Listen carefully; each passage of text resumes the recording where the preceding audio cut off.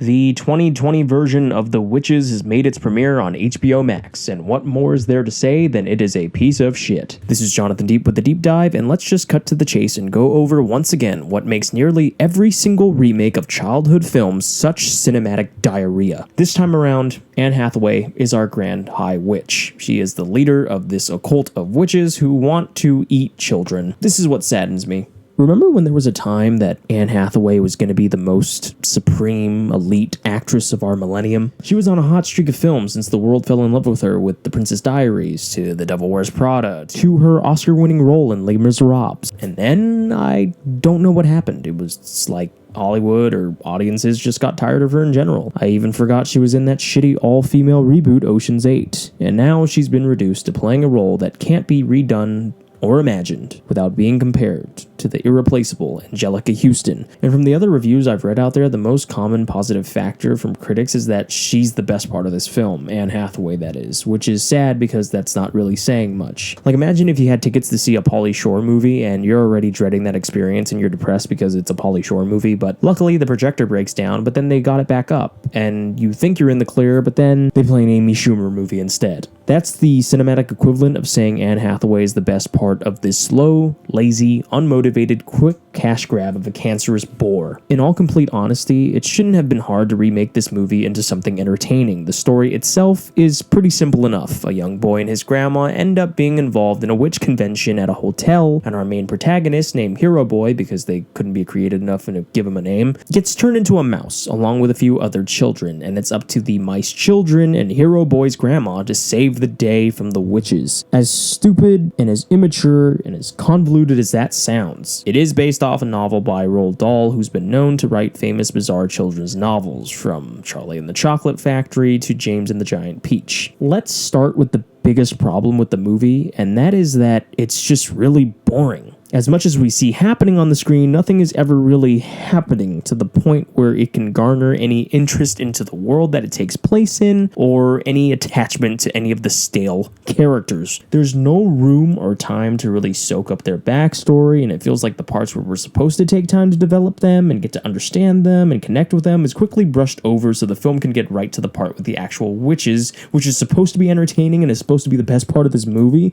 but it's just a long, dragged out bore, which leads to the film's other problem. How can a film be made 30 years after the original in 1990 look so awful in comparison despite the bloated budget of this film?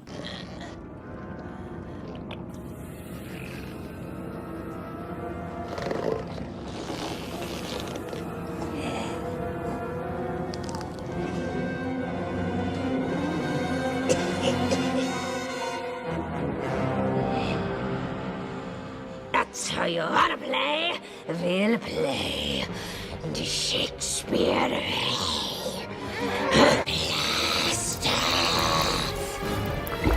All caked up CGI that doesn't look the least bit convincing or scary. Again, how are you going to mess that up? How are you going to remake a movie like this and not use your budget to create some decent practical effects, at least? What is the obsession with wanting to use CGI as a way to upgrade things when it just makes everything just look so much more artificial? Speaking of artificial, I'm getting tired of seeing big name actors and actresses in remakes of movies like this and them seeming like they forgot how to act when it comes to these type of films. Octavia Spencer has gotten to the point where she acts literally the same in every movie.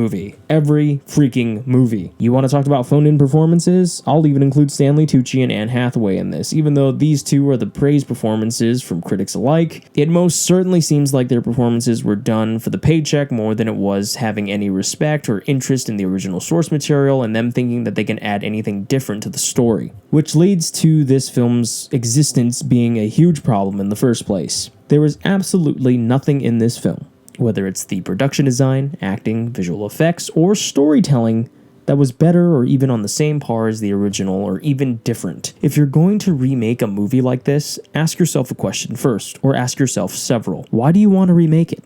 Are there different themes or outlines within the characters or the world that they live in that you would want to exploit more or take in a different direction? Is there a point in the original source material or original film that you felt missed the mark and that you could have done better? Is there anything you could have done differently to enhance the original story without being a nearly beat-for-beat remake? If you can do that, then go ahead, wow me. It can be done. But this film does nothing special or different, and it did not wow me. It didn't even entertain me. Heck, it didn't even have my full attention because I felt myself dozing off every 10 minutes. Here's the formula that they decided to go to for this version of Witches. Number 1.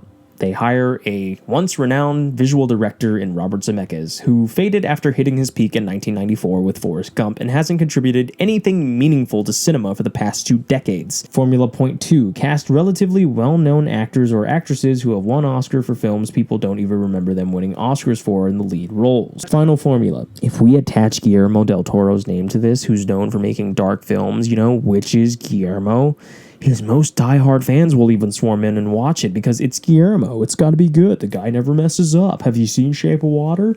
This movie? Guillermo.